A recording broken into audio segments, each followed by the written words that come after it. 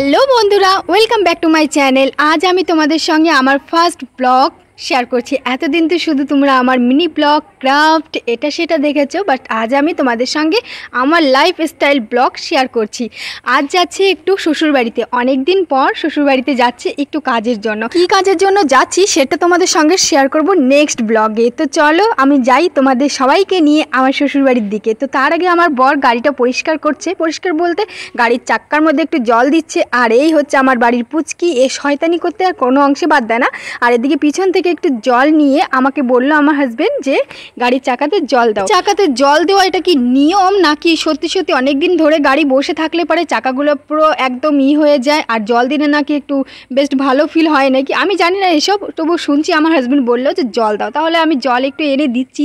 বেলাটাও প্রায় চলে যাচ্ছে, কারণ আগবেলাতে বের হয়নি, এই কারণে ভীষণ রোদের তাপ, প্রায় 37 ডিগ্রি গরম দিচ্ছে। ভাবো আমি দার্জিলিংয়ের পাশে থাকি, তাই এখানে এতটা গরম। আর রায়গঞ্জ, মালদা, কলকাতা এদিককার মানুষ তো পুরো ঝলসেই যাচ্ছে। যাই হোক, এত গরমের মধ্যে আমি আমার হাজব্যান্ডকে বললাম এসি চালিও না, আমি একটু বসেই পিছনের জানলার থেকেই হাওয়া খাবো, তো আমি সামনের সিটে আজকে বসবো না। তো পিছনে ফাইনালি আমরা বসে পড়েছি। আর এখন সামনে একটা পেট্রোল পাম্প থেকে তেলও ভরে নিচ্ছি, কারণ অনেকটা দূরের রাস্তা, প্রায় 15 থেকে 20 কিলোমিটারের রাস্তা যেতে হলে আবার এদিকে ফাঁকা জায়গা দিয়ে যেতে হবে, যেখান দিয়ে কোনো গাড়িতে তেল ভরার মতন কোনো সুবিধাই পাবে না।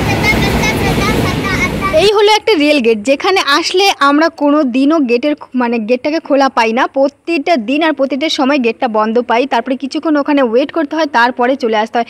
আর এখন বেলাটা ডুবে গেছে, তোমাদের আর কি দেখাবো বলো, বুঝতে পারছি না, তবুও আমি দেখানোর চেষ্টা করছি। কারণ এই দুই সাইডে চা বাগান আর এত সুন্দর প্রকৃতির দৃশ্য, যখন সূর্য ওঠে ভোরবেলা থেকে আর 10টা-11টা পর্যন্ত, আর এদিকে তোমার যে বেলাটা যে যায় তখনকার যে দৃশ্যগুলো হয়, মন যতই অশান্তি আর যতই ঝামেলার মধ্যে থাকুক না কেন, এই জায়গাগুলোতে আসলে পরে মনের একটা আলাদা শান্তি, একটা প্রকৃতির আলাদা নিঃশ্বাস, যেখানে কোনো ধোঁয়া না, কোনো কলকারখানার ধোঁয়া, শুধুই গ্রিনারি, উপরে আকাশ আর নিচে গ্রিন, শুধু মনটা মনে হবে যে এখানেই বসে থাকি। আর তারপরে যেতে যেতে হয়ে গেল সন্ধ্যা, সামনে একটা ছোট্ট বাজারের মতো আমাদের সামনে পড়ে, সে বাজারটাকে টপকে আরেকটা জিনিস তোমাদের দেখাবো, সেটা হচ্ছে এই যে সামনে, এটা হচ্ছে আমার শ্বশুরবাড়ির গ্রামের পিকনিক প্লেস, যেখানে 1 জানুয়ারি, সরস্বতী পুজো, কালী পুজো, দুর্গা পুজো, মানে A to Z ওকেশনে এখানে এত সুন্দর মেলা হয়। আর সব থেকে বড় কথা, এখানে দুটো নদী এক জায়গায় এসে মিশেছে, সেটা হচ্ছে তিস্তা আর একটা হচ্ছে ডাক নদী।